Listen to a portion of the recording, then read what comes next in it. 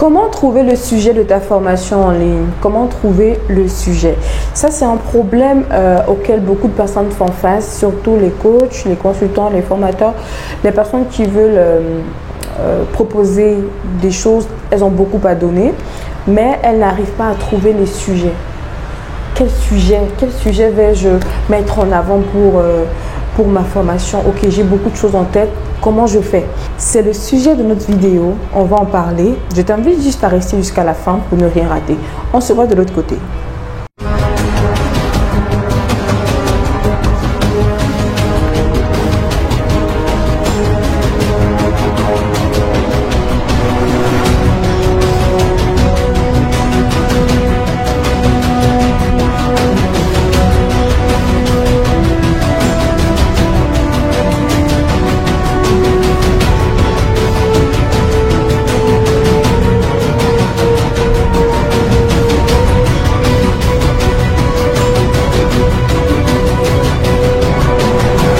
Alors, comment trouver le sujet de ta formation? C'est juste qu'ici, c'est difficile pour toi de trouver un sujet. Parce que là, je ne parle pas du titre. Je ferai une vidéo prochainement où je vais te parler du titre, comment choisir un titre qui vend. Mais aujourd'hui, je parle du sujet. D'accord? Et il y a beaucoup de choses que je vais te dire qui vont peut-être te choquer. Mais tu vas te retrouver si tu es honnête avec toi-même et tu vas poser les actions qu'il faut pour pouvoir corriger certaines choses. Qui suis-je pour te servir? Je suis Danielle Chonon. Appelle-moi Kamada Barris. Voilà. C'est mon nom. Appelle-moi Kamada. C'est justement le nom de mon entreprise à ce jour. Et mon but, mon rôle, ma passion vraiment, c'est de t'aider à booster ton mindset, à booster ton branding et à booster ton business. Donc, parlons de l'objet de notre vidéo. Je ne fais pas de manière. Alors, on parle de comment trouver le sujet pour sa formation. Premièrement, tu dois dresser la liste de tes passions. Quelles sont tes passions? Quelles sont tes passions? Très important.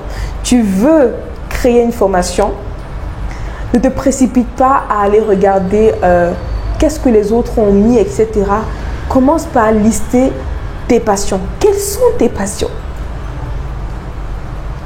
Et si tu es ici, tu regardes cette vidéo, tu fais partie des personnes qui veulent faire des formations parce qu'elles ont vu d'autres personnes en faire, tu es mal parti. Tu es mal parti, pourquoi? Parce que ça sera compliqué pour toi. Plus tu fais des choses qui sont alignées à tes passions, plus c'est super intéressant. Plus ton message est différent, plus ton message est authentique, plus ton message porte de la vie. Aujourd'hui, j'aime travailler avec des personnes qui sont connectées avec leur mission de vie. Quelles sont tes passions? Quels sont tes centres d'intérêt? Tu dois pouvoir répondre à cette question-là en dressant une liste. C'est très important. Parce que même si tu te retrouves dans une même niche avec 1 milliard de personnes, même si tu as la même formation que 100 000 personnes, le contenu de ta formation sera différent. Pourquoi? Parce que tu as commencé par mettre en avant tes passions. Si tu fais aujourd'hui une activité, si tu fais du coaching juste pour gagner de l'argent, c'est que c'est compliqué en fait. C'est pas ça, c'est pas bon. C'est plus intéressant de faire des choses qui sont alignées avec tes passions, avec tes centres d'intérêt. C'est ce que je veux que tu comprennes dans cette partie.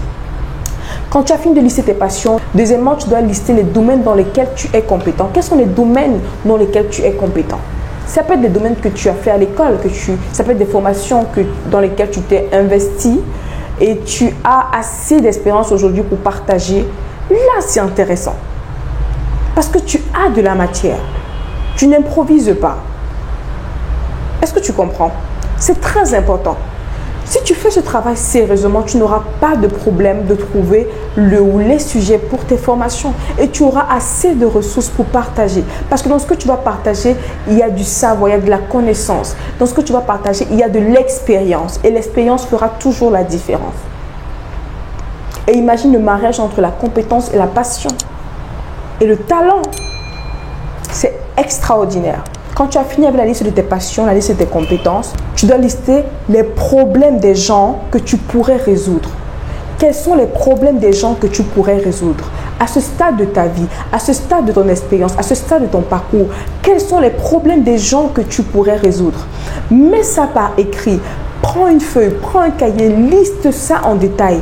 Tu verras qu'à la fin, tu auras assez d'idées pour pouvoir passer à l'action. Je n'ai pas dit quelles sont les listes des problèmes des gens que tu veux résoudre, que tu peux résoudre. Très important. Et la quatrième étape, la quatrième liste que tu dois faire, c'est la liste des problèmes que tu as déjà résolus. Quelle est la liste des problèmes que tu as déjà résolus pour toi et pour les autres? Quelle est la liste des problèmes que tu as déjà résolus pour toi et pour les autres? Si tu réussis à dresser ces différentes listes, tu n'as pas le droit de dire que tu n'as pas de sujet pour ta formation. Parce que tu verras qu'il y a un ensemble de choses qui se répètent. Il y a un ensemble de choses qui reviennent. Il y a plusieurs sujets qui reviennent. Et ce sera facile pour toi de te décider. Je te recommande d'aller sur cette voie-là. Je te recommande d'aller sur cette voie-là. Parce que l'erreur que les gens commettent, c'est de se lever et de regarder, bam, qu'est-ce qui marche aujourd'hui? Qu'est-ce qui marche sur la toile? Qu'est-ce qui brille maintenant? Et d'aller tout droit. Je te parle par connaissance de cause. Ce qui se passe, c'est quoi? Si tu te lances seulement en regardant ce que les autres font et puis courir, tu vas vite te fatiguer. Parce qu'il n'y a pas d'essence derrière. Il n'y a pas de preuve durable derrière. Il n'y a pas de racine, c'est le mot. Il n'y a pas de racine derrière.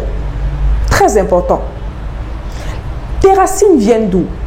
Des compétences que tu as acquises. Tes racines viennent du talent qui est enfui en toi et que tu prends soin de développer. Tes racines viennent des problèmes des gens que tu peux résoudre.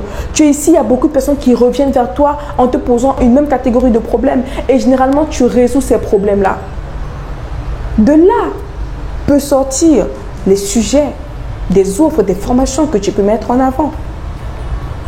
Il y a des problèmes que tu as déjà résolus pour toi-même.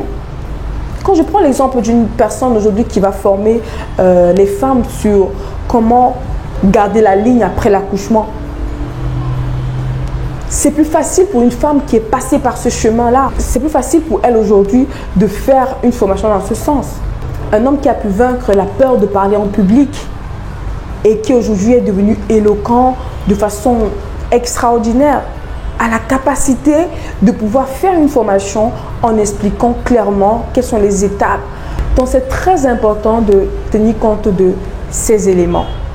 Plus tu as de l'expérience, plus ce que tu fais est rattaché à tes centres d'intérêt, plus ce que tu fais est rattaché à un don particulier, à un talent que tu as, à une passion, plus ce que tu fais est rattaché aux problèmes des gens que tu peux résoudre, aux problèmes que tu as déjà résolus, à certaines espérances que tu as vécues par le passé et aujourd'hui tu as réussi à surmonter ces étapes-là. Tu es une nouvelle personne, tu as des résultats extraordinaires, plus tu as les arguments, tu as les éléments pour pouvoir mettre en avant des contenus qui pourront édifier, transformer les vies des gens. Parce que dis-toi que quand tu fais une formation, quand tu crées une offre, ce n'est pas pour gagner de l'argent premièrement, non. C'est pour être une solution pour les autres. Et plus tu es une solution pour les autres, plus tu transformes la vie des autres, plus tu deviens une personne accomplie, tu deviens une personne libre financièrement. Parce que plus tu sers le plus grand nombre, plus tu reçois. Donc voilà ce que j'avais prévu pour toi aujourd'hui. Et si ce contenu a été intéressant, je t'invite à me laisser un commentaire, à liker ou alors à partager la vidéo. Ça permettra à une autre personne d'ouvrir les yeux sur ce sujet et bien sûr, ça nous permettra également de grandir en tant que communauté. On se dit à très vite pour une prochaine vidéo. En attendant, n'oublie pas d'activer le mode solution de ton cerveau. C'était Kamada.